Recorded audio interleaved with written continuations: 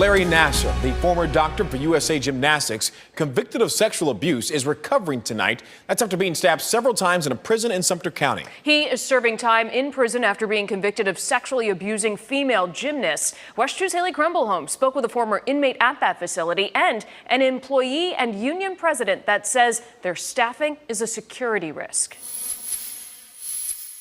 Coleman is a rough place.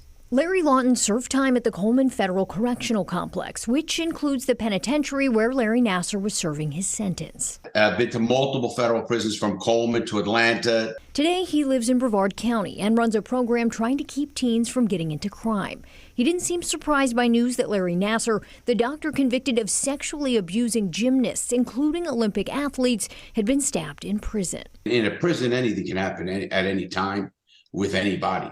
Lawton says violence happens in prison, just not always with inmates who draw national attention. This is happening more and more with not only Larry Nassar. And he believes there could be a few reasons why. I mean, they're understaffed, they're underpaid.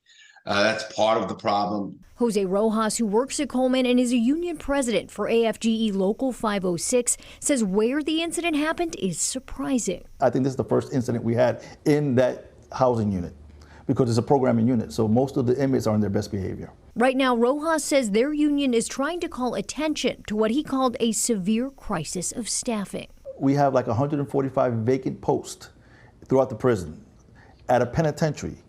And so you cannot run a prison with that many vacancies and expect us to protect and secure those inmates. I reached out to the Bureau of Prisons about the incident and to see if they had any comment on Coleman being understaffed. They sent some information about what happened, the investigation, and the facility, but said beyond that, they have no further information to provide. From Lawton's perspective, if a prison is understaffed, it can be dangerous. Not only for the other inmates, because of course, it's dangerous for the staff. In Sumter County, Haley Krumblholm, WESH 2 News.